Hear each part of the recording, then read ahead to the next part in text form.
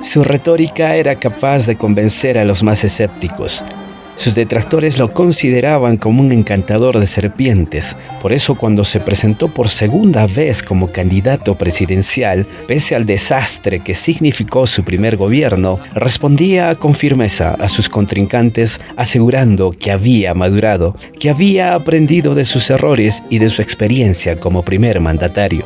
Sabe reconocer sus errores, sabe aprender de ellos. Histriónico en el escenario, maestro en el arte de persuadir con el discurso, conocedor de las palabras precisas, las arengas y los silencios en la plaza pública, un orador nato. Era un político avesado que sabía agradar.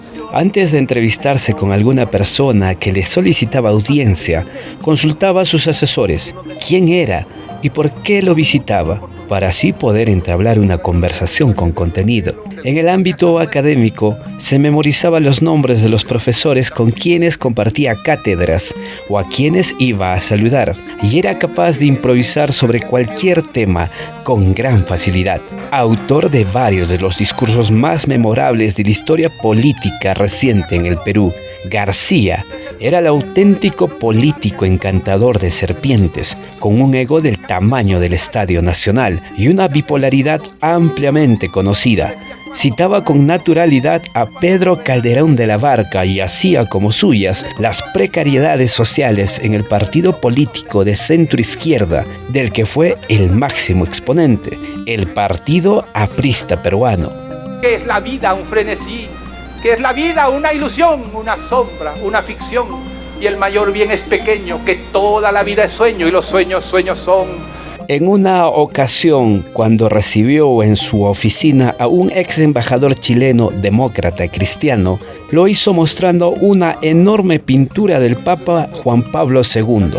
Imagino que si la visita hubiese sido de algún embajador, compañero, habría exhibido un cuadro del Che Guevara. Poco importó que en su primer gobierno dejara al Perú en estado de coma.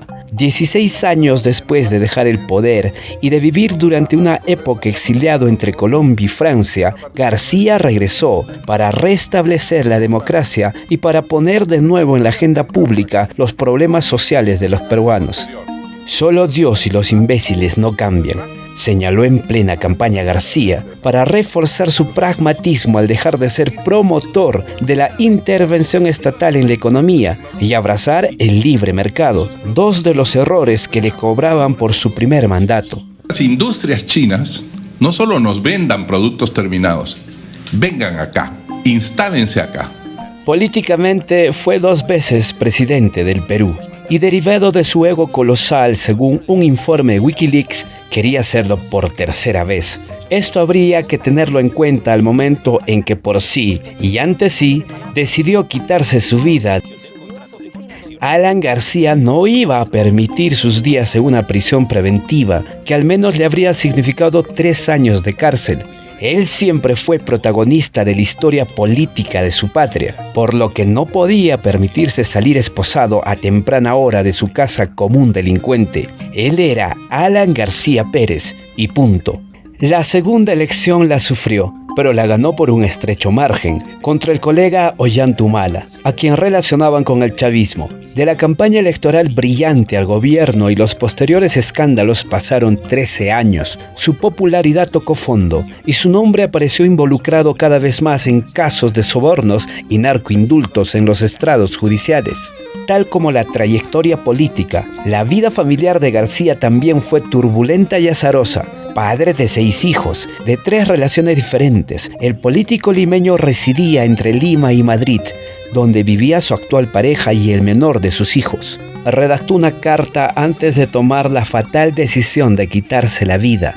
He visto a otros desfilar esposados, guardándose su miserable existencia, pero Alan García no tiene por qué sufrir esas injusticias y circos. Por eso les dejo a mis hijos la dignidad de mis decisiones y a mis compañeros una señal de orgullo y mi cadáver como una muestra de desprecio hacia mis adversarios, porque ya cumplí la misión que me impuse.